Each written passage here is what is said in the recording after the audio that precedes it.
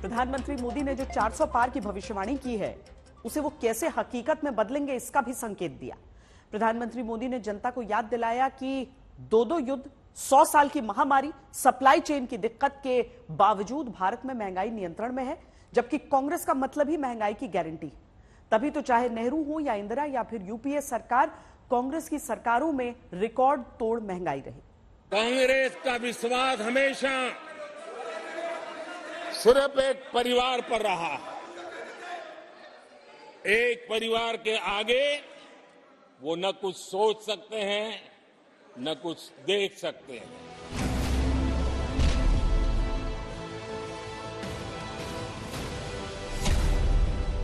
देश के पहले प्रधानमंत्री जवाहरलाल नेहरू 15 अगस्त लाल किले से प्रधानमंत्री नेहरू ने जो कहा था, वो मैं जरा पढ़ता हूं। देश की पहली महिला प्रधानमंत्री इंदिरा गांधी। इंदिरा जी ने जो लाल किले से 15 अगस्त को कहा था। कांग्रेस के पूर्व अध्यक्ष और गांधी परिवार के सदस्य राहुल गांधी। एक ही प्रोडक्ट बार बार लॉन्च करने के चक्कर में कांग्रेस की दुकान ताला लगने की नौबत आ गई है। संसद में 1.5 घंटे से ज्यादा के अपने भाषण में प्रधानमंत्री मोदी के निशाने पर नेहरू गांधी परिवार रहा। सवाल यह है कि गांधी परिवार मोदी के निशाने पर क्यों रहता है? कि इन्होंने लंबे अरसे तक वहां रहने का संकल्प ले लिया और आप जिस ऊंचाई पे हैं, उससे भी अधिक ऊंचाई पर जरूर पहुंचेंगे और अगले चुनाव में दर्शक दिशा में दिखेंगे। अपने प्रधानमंत्री आमतौर पर भविष्यवाणी करने से बचते हैं, लेकिन उन्होंने विपक्ष और खासकर कांग्रेस को लेकर जो कुछ कहा, क्या वाकई में ऐसा होने जा रहा है? और क्या बीजेपी अपना सर्वश्रेष्ठ प्रदर्शन करने जा रही है? और अब की बार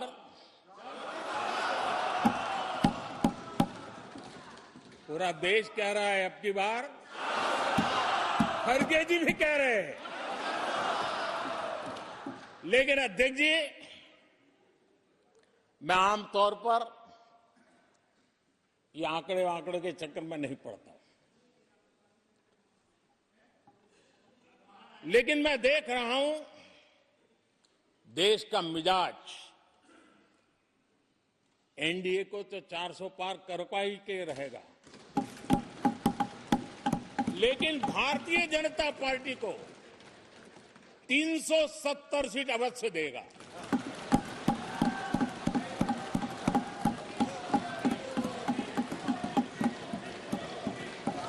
बीजेपी को 370 सीट और एनडीए को 400 पार। बीजेपी यह अभूतपूर्व आंकड़ा कैसे हासिल करेगी, अब सारी बहस उसी पर है। लेकिन प्रधानमंत्री को पूरा भरोसा है। उन्हें लगता है कि वोट देते वक्त जनता उनके काम की तुलना कांग्रेस की पिछली सरकारों से करेगी और नतीजा उनके पक्ष में जाएगा। कांग्रेस की जो मानसिकता है, जिसका देश को बहुत नुकसान हुआ, कांग्रेस ने देश के सामर्थ्य पर कभी भी विश्वास नहीं किया। वे अपने आप को शासक मानते रहे और जनता जनार्दन को हमेशा कमतर आंकते गए। प्रधानमंत्री ने आरोप जवाहरलाल नेहरू पर लगाया, देश को याद दिलाया कि लाल किले से किस तरह से नेहरू ने देश को आलसी बताकर कथित तौर पर उसका अपमान किया। हिंदुस्तान में काफी मेहनत करने की आदत आम तौर से नहीं है। हम इतना काम नहीं करते जितना कि यूरोप वाले या जापान वाले या चीन वाले या रूस वाले या अमेरिका वाले करते हैं। ये नेहरू जी लाल किले से बोल रहे हैं। यह न समझिए, यह न समझिए कि यह न समझिए कि वह कौमें, ये न समझिए कि वह कौमें कोई जादू से खुशहाल हो गई। वो मेहनत से हुई है और अक्ल से हुई है। ये उनको सर्टिफिकेट दे रहे हैं, भारत के लोगों को नीचा दिखा रहे हैं। यानी नेहरू जी की भारतीयों के प्रति सोच थी कि भारतीय आलसी है। नेहरू जी की भारतीयों के लिए सोच थी कि भारतीय कम अक्ल के लोग होते हैं। लोकसभा में राष्ट्रपति द्रौपदी मुर्मू के अभिभाषण पर धन्यवाद प्रस्ताव के दौरान पीएम मोदी ने आरोप जवाहरलाल नेहरू पर लगाए, लेकिन वो यही नहीं रुके और अगला बात उन्होंने इंदिरा गांधी पर किया। इंदिरा जी ने जो लाल किले से 15 अगस्त को कहा था, लाल किले से 15 अगस्त को इंदिरा जी ने कहा था, दुर्भाग्यवश हमारी आदत ये है कि जब कोई शुभ काम पूरा होने को होता है तो हम आत्मतुष्टि की भावना से ग्रस्त हो जाते हैं, और जब कोई कठिनाई आ जाती है तो हम नाउम्मीद हो जाते हैं। कभी कभी तो ऐसा लगने लगता है कि पूरे राष्ट्र ने ही पराजय भावना को अपना लिया है।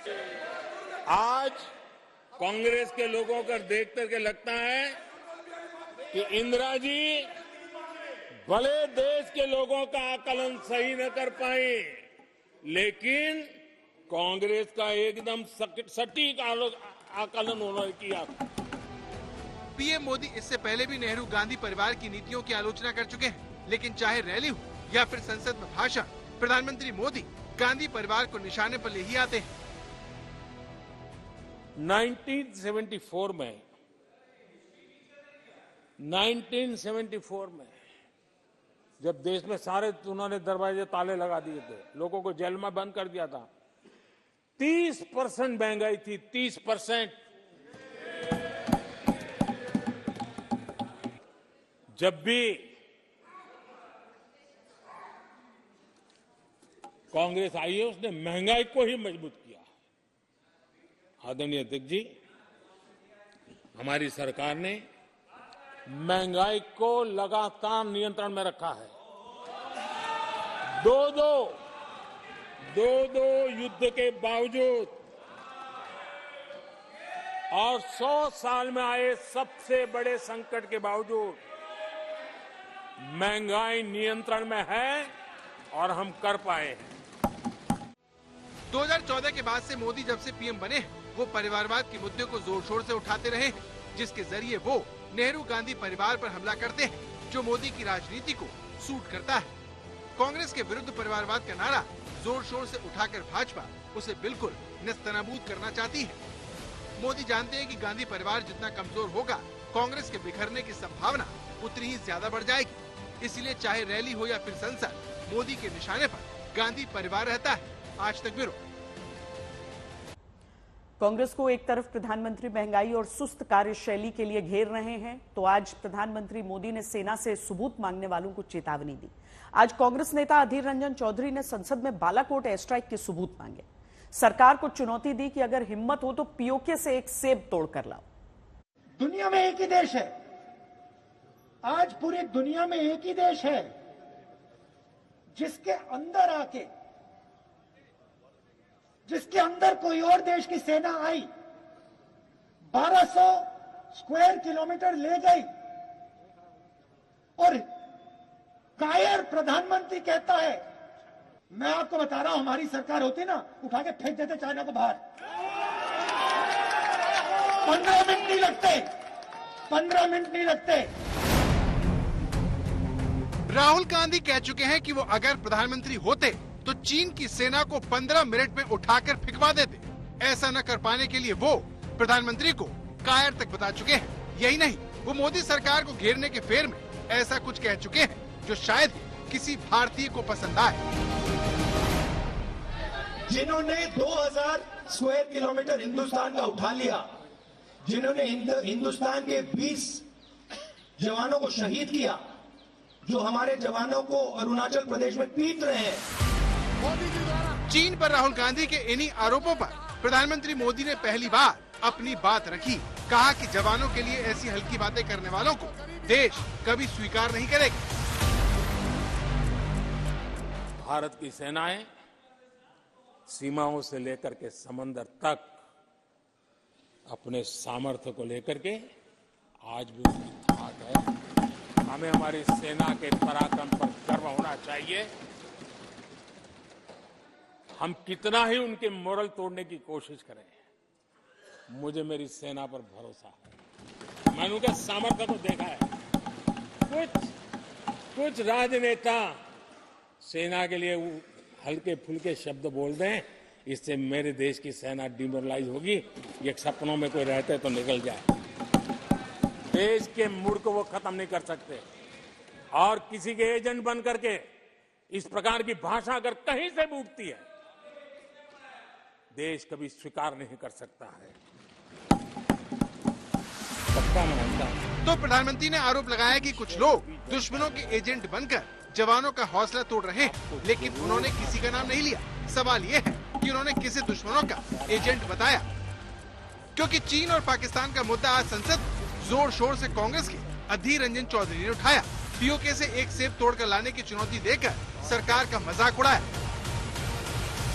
आपने ये सदन में खड़ा होकर कहते थे कि हम पीओके को कब्जे में लाएंगे, पीओके को कब्जे में लाएंगे।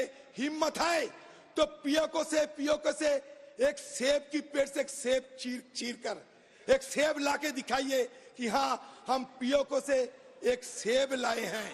हिम्मत नहीं है आपका। अधीर रंजन चौधरी यही नहीं रुके। उन्होंने 5 साल पहले बालाकोट में हुई एयर स्ट्राइक पर भी सवाल उठाए। कहा कि सरकार ने इसके सबूत पेश नहीं किए। 2019 में पुलवामा में हमारे 7 जवान शहीद हुई। वहाँ के गवर्नर मालिक साहब ने कहते थे कि वहाँ के सरकार की लापरवाही से हमारे जवान शहीद हुई थी। मैं नहीं, मालिक साहब गवर्नर कहते थे। उसके बदले में आप बालाकोट में हमला किया। सारे देशवासियों के अंदर एक जोश पैदा हो गया कि हमारे देश बदला ले रहे हैं, लेकिन उसके बाद हमें कोई जानकारी नहीं मिला। क्या हुआ ना हुआ कोई जानकारी नहीं मिला। हमें चश्मदीद गवाह के साथ ये देख पाए हैं कि हमारे एक MiG-21 को वहां क्रैश होने देखा। हमारे एक C-17 हेलीकॉप्टर को हम लोग तबाह होते देखा फ्रेंडली फायर में। उसमें 6-7 हमारे एयर पर्सनल उनको हम शहादत होते हुए देखा। कहे गए थे कि पाकिस्तान के F-16 को मार गिराया, पता नहीं कहां गिराया। और बालाकोट में असलियत क्या हुई आज तक पता नहीं, क्योंकि आपने कुछ कहा नहीं आज तक। बीजेपी का आरोप है कि कांग्रेस लगातार ऐसी ही बातें करके सेना और जवानों का अपमान करके उनका हौसला तोड़ रही है। कभी डोकलाम, कभी लद्दाख, कभी अरुणाचल, एक के बाद एक देखते जाइए हमारे फॉरेन पॉलिसी में और सिक्योरिटी हालात दिन पे दिन बदतर होते जा रहे हैं। जो कुछ भी इन्होंने कहा है चीन के संबंध में और साथ ही साथ भारत और चीन बॉर्डर LAC के संबंध में जो कुछ भी कहा है, उससे मैं पूरी तरह से असहमति व्यक्त करता हूं। इसको मैं खंडन करता हूं। विदेश नीति पर यह बहस मालदीव पर भी हुई। अधीर रंजन चौधरी ने मालदीव की भारत विरोध नीति के लिए सरकार को दोष दिया। आज मालदीव में क्या हो रहे हैं? अब मालदीव में क्या हो रहे हैं? इंडिया आउट नारा लगाते हुए एक चुनाव होते हैं और आपका अजीत डोभाल कहां थे उस समय? भारत अब यह ताकतवर भारत बन गया। भारत की तरफ यदि कोई भी आंख उठाकर देखने की जरूरत करेगा तो भारत उसका मुंहतोड़ जवाब देने की हैसियत रखता है और ताकत रखता है। इतना ही मैं कहना चाहूंगा। संसद से सड़क तक सरहद की सुरक्षा को लेकर कांग्रेस और बीजेपी में कई बार बहस हो चुकी है, लेकिन कांग्रेस अपनी लाइन बदलने को तैयार नहीं है, जबकि सरकार का कहना है कि कश्मीर की तरह चीन की समस्या भी नेहरू सरकार की देन है। मोदी जी आने के बाद 1 इंच में हमारा जमीन के अंदर कोई चाइना का फोर्स आकर के ऑक्युपाई नहीं किया। देश की सुरक्षा से जुड़े मुद्दे पर होने वाली इस बहस का राजनीतिक फल क्या होगा, ये एक बड़ा सवाल है।